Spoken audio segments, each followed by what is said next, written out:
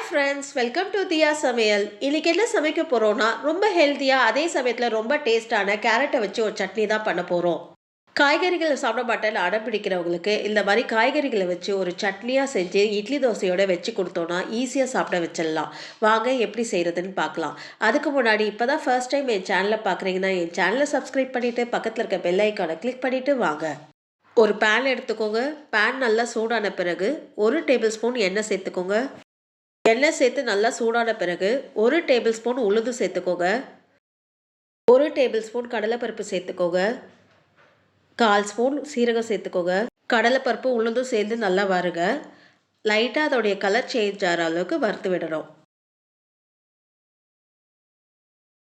உளுந்தும் கடலைப்பருப்பும் லைட்டாக colour change ஆகி வருது. இப்போ இதில் 7 காஞ்ச மிளகாய் சேர்த்துக்கோங்க. உங்கள் காரத்துக்கு ஏற்ப கூடவோ குறைவோ சேர்த்துக்கோங்க.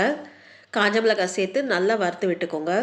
ஒரு 30 செகண்ட் வறுத்து விட்டாலே காஞ்ச மிளகாய் நல்லா செவந்துடும். மிளகாய் சேர்த்து நல்லா வறுத்து விட்டாச்சு. இப்போ இதில் ஒரு பெரிய சைஸ் வெங்காயத்தை ரஃப்பாக கட் பண்ணி சேர்த்துக்கோங்க. சின்ன பல்லு பூண்டு 6லேருந்து 7 சேர்த்துக்கோங்க. ஒரு துண்டு இஞ்சி நறுக்கி சேர்த்துக்கோங்க.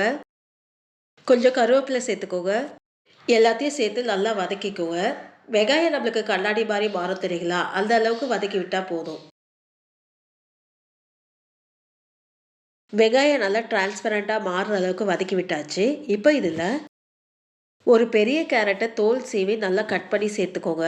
கிராம்னு பார்த்தீங்கன்னா ஒரு 150 கிராம் இருக்கும். அரை நெல்லிக்காய் சைஸ்க்கு புளி சேர்த்துக்கோங்க. கொஞ்சம் கொத்தமல்லி சேர்த்துக்கோங்க. எல்லாத்தையும் சேர்த்து வதக்கிக்கலாம். கேரட்டோடைய பச்சை வாசனை போகிற அளவுக்கு வதக்கி விட்டால் போதும். அதாவது கேரட் ஒரு 50% குக் ஆனால் போதும். நம்ம கேரட் சாப்பிடும் போது அதோடைய கிரன்ச்சினஸ் இருக்கணும்.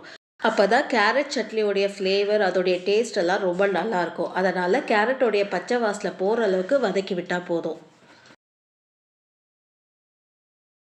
3லேருந்து 4 நிமிஷம் வதக்கி விட்டதில் கேரட்டோடைய பச்சை வாசனை போய் ஒரு 50% நல்லா குக்காயும் வந்துடுச்சு. இப்போ அடுப்பு ஆஃப் பண்ணிவிடுங்க.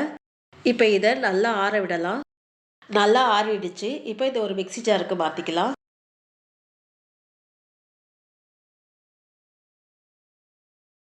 சட்னிக்கு தேவையான கல் உப்பு சேர்த்துக்கிறேன். சட்னி ஸ்மூத்தாக அரைக்காமல் கொஞ்சம் குறைல அரைச்சி எடுத்துக்கோங்க. அப்போ தான் அந்த கேரட் சட்னி சாப்பிட்றதுக்கு ரொம்ப நல்லாயிருக்கும். சட்னி நல்லா குறைன்னு அரைச்சி எடுத்தாச்சு. பாருங்க, குறைன்னு இந்த மாதிரி இருக்கணும். நல்லா ஸ்மூத்தாக அரைச்சிட்டிங்கன்னா ஒரு மாதிரி வழன்னு இருக்கும். சாப்பிட்றதுக்கே நல்லா இருக்காது. அதனால் இந்த மாதிரி குறைன்னு அரைச்சி எடுத்துக்கோங்க.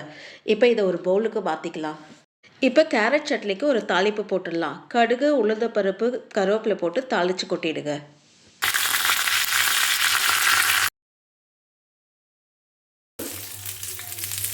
ரொம்ப டேஸ்ட்டாக அதே சமயத்தில் ரொம்ப ஹெல்த்தியான கேரட் சட்னி ரெடி ஆகிடுச்சு. இந்த வீடியோ உங்களுக்கு பிடிச்சிருந்தா லைக் பண்ணுங்கள், ஷேர் பண்ணுங்கள். அப்படியே உங்களுடைய கருத்துக்களை எனக்கு கமெண்ட் பண்ணுங்கள். மறக்காம என் சேனலை சப்ஸ்கிரைப் பண்ணுங்கள். நன்றி, வணக்கம்.